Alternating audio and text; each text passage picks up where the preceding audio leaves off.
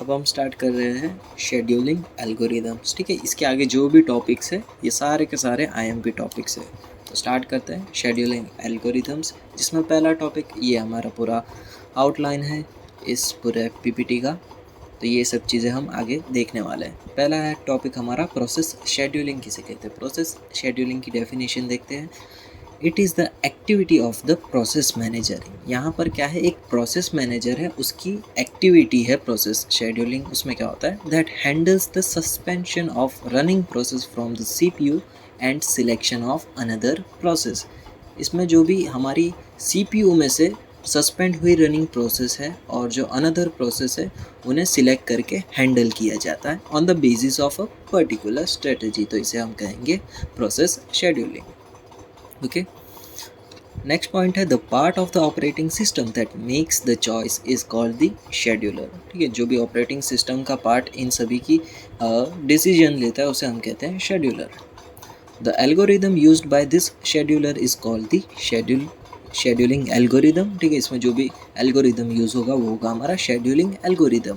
Process scheduling is an essential part of a multi programming operating system. ठीक है, ये multi programming operating system के लिए processing schedule जो है वो एसेंशियल पार्ट है। तो देखते हैं आगे ऑब्जेक्टिव्स ऑफ अ शेड्यूलिंग के पहला पॉइंट है हमारा फेयरनेस। फेयरनेस यानी क्या, जो भी हमारा सीपीयू है वो हर एक प्रोसेस को फेयरली असाइन होगा। Balance, keeping all part of the system busy. जितना भी हमारा सिस्टम में जो भी पार्ट्स है वो सभी को बिजी रखना है, यानी जो भी आपके रिसोर्सेज है वो सभी को असाइन करना है मैक्सिमाइजली। ठीक है, मैक्सिमाइज होना चाहिए।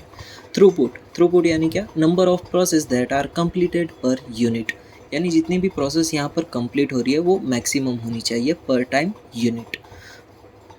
ये है हमारा turn around time, time to execute a process from submission to completion. यहाँ पे सबमिशन यानी क्या, जब प्रोसेस अराइव होती है, और कंप्लीशन यानी जब प्रोसेस ख़त्म होती है। तो आप जब क्या करोगे, कंप्लीशन में से अराइवल टाइम माइनस कर दोगे तो आपको मिल जाएगा टर्न अराउंड टाइम, और ये जो है मिनिमम होना चाहिए। ठीक है, कंप्लीशन टाइम में से जब आप अराइवल टाइम माइनस करोगे तो उसका आंसर जो है वो मिनिमम से मिनिमम होना चाहिए। ये एक उसका ऑब्जेक्टिव है, गोल है। ठीक है, सीपीयू यूटिलाइजेशन, आपको जितना भी हो सके उतना सीपीयू को बिजी रखना है। Percent of the time that are CPU is busy in executing a process, keep busy as possible, और इसमें मैक्सिमम बिजी रखना है हमें। रिस्पॉन्स टाइम क्या है, time between issuing a command and getting the result. जब आप कोई कमांड इशू करवाओगे और उसका जो भी रिजल्ट है उसके बीच में जो टाइम लगेगा वो होगा हमारा रिस्पॉन्स टाइम, और ये जो रिस्पॉन्स टाइम है वो मिनिमम होना चाहिए। Waiting time, amount of time a process has been waiting in the ready queue, और ये जो है वो मिनिमम होना चाहिए। वेटिंग टाइम क्या है, जो भी आपका टर्न अराउंड टाइम है ना उसमें से आप बर्स्ट टाइम माइनस कर दो। बर्स्ट टाइम यानी क्या, जो भी प्रोसेस है वो उतनी देर के लिए सीपीयू कंटेन करेगी, यानी सीपीयू को यूज़ करेगी, उसे कहते हैं हम बर्स्ट टाइम। यहाँ पे लिखा है turn around time minus actual execution time, ये वही सीपीयू यूटिलाइजेशन टाइम है एक तरह से। ओके, अब है हमारा second third topic types of scheduler. ठीक है, ये एग्ज़ाम में पूछा जा चुका है एज अ डिफरेंस बिटवीन, यही फॉर्म में। ठीक है, पहला पॉइंट है लॉन्ग टर्म शेड्यूलर का, जो है ये जो है लॉन्ग टर्म शेड्यूलर वो क्या है, जॉब शेड्यूलर है। जो शॉर्ट टर्म है वो सीपीयू शेड्यूल करता है, और जो मीडियम टर्म है वो जो प्रोसेस होती है ना स्वैपिंग, वो शेड्यूल करता है, यानी प्रोसेस स्वैपिंग शेड्यूलर है मीडियम टर्म। लॉन्ग टर्म का पहला काम क्या है, it selects the processes from pool and load into the memory for execution. यहाँ पे जो प्रोसेस है वो एक पूल में होगी, उस पूल में से कोई एक प्रोसेस को वो सिलेक्ट करके मेमोरी में एग्जीक्यूशन के लिए लोड करेगा। शॉर्ट टर्म शेड्यूलर का काम क्या है, it select those process which are ready to execute. ठीक है, रेडी स्टेट में जितनी भी प्रोसेस है उनमें से एक प्रोसेस को एग्जीक्यूट करने के लिए सिलेक्ट करेगा।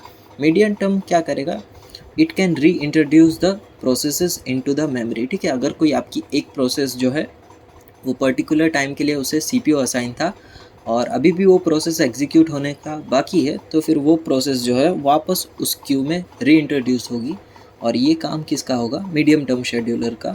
ये री इंट्रोड्यूस करेगा और एग्जीक्यूशन कैन बी कंटिन्यू, और जो एग्जीक्यूशन है वो कंटिन्यूली वर्क करेगा। लॉन्ग टर्म की जैसा नाम है वैसा काम है, स्पीड इसकी कम है than the shorter and medium term, और शॉर्ट टर्म की स्पीड ज़्यादा होगी दोनों से, और जो मीडियम टर्म है उसकी मीडियम स्पीड होगी। Speed is in between both, ठीक है, इन दोनों के बीच में जो स्पीड की एवरेज होगी वो होगी मीडियम टर्म की। It is almost absent in the time sharing system, ठीक है, टाइम शेयरिंग सिस्टम में जो लॉन्ग टर्म शेड्यूलर है वो एब्सेंट होगा, शॉर्ट टर्म शेड्यूलर जो है वो मिनिमल एकदम कम टाइम में पाया जाएगा, और जो मीडियम टर्म शेड्यूलर है वो उसका एक पार्ट ही है, ठीक है। ये डिफरेंस बिटवीन है, ठीक है, ये एग्ज़ाम में पूछा गया, देखना ठीक से। ओके, तो इसके अंदर आपने ये पहला पॉइंट पढ़ा था ना, it selects processes from pool and load into the memory for execution. तो यहाँ पर देखो कहाँ पर अप्लाई हो रहा है, यहाँ पर अप्लाई हो रहा है ना, तो यहाँ पे क्या आएगा हमारा लॉन्ग टर्म शेड्यूलर, ओके। और यहाँ पे क्या हो रहा है, शॉर्ट टर्म शेड्यूलर में यहाँ से प्रोसेस जो है असाइन होकर आगे जा रही है।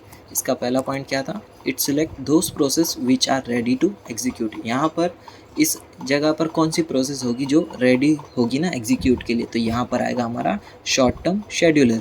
और यहाँ से जो भी प्रोसेस अगर एग्जिट हो जाती है तो वो बात ख़त्म हो जाती है, ठीक है। अभी यहाँ से जो प्रोसेस कंप्लीट होने का बाकी होता है तो फिर वो यहाँ से घूमकर यहाँ पर वापस रीएडमिट हो जाता है। तो ये काम किसका होगा, मीडियम टर्म शेड्यूलर का, कि ये चीज़ जो हमने प्रोसेस स्टेट में पढ़ी थी सेम वही चीज़ है, ओके। नेक्स्ट है हमारा शेड्यूलिंग एल्गोरिदम, ओके। तो शेड्यूलिंग एल्गोरिदम में हम कुछ 5 टाइप्स देखने वाले हैं, 5 नहीं 6, ठीक है, 6 है ये सब। इसके पहला है हमारा फर्स्ट कम फर्स्ट सर्व, या फिर फीफो भी कह सकते हो, first in first out. Second है शॉर्टेस्ट जॉब फर्स्ट। थर्ड है हमारा shortest remaining time next. Fourth है हमारा राउंड रॉबिन, और फिफ्थ है प्रायोरिटी। प्रायोरिटी के अंदर आएगा प्रीएम्प्टिव और आएगा नॉन प्रीएम्प्टिव, ठीक है। तो ये सब हम आगे के वीडियो में देखने वाले हैं, ठीक है। इसके आगे जो भी सारे टॉपिक्स है वो सब IMP और 7 मार्क्स में आने वाले हैं, ठीक है। इसके अंदर हमें जो भी थियोरी है वो भी ध्यान से देखेंगे, क्योंकि थियोरी भी देखनी पड़ेगी, क्योंकि यहाँ पे सभी एग्जांपल्स में हमें थियोरी भी पूछी गई है कि एडवांटेज डिसएडवांटेज दो FCFS के, इसके क्राइटेरिया बताओ, ये सब चीज़ें जो है आपको पूछी जाएगी। ये क्वांटम टाइम किसे कहते हैं, ये सब चीज़ें आपको पूछी जाएगी, इसके लिए थियोरी भी ध्यान से देखनी पड़ेगी। तो ओके, तो यहाँ तक रखते हैं अभी।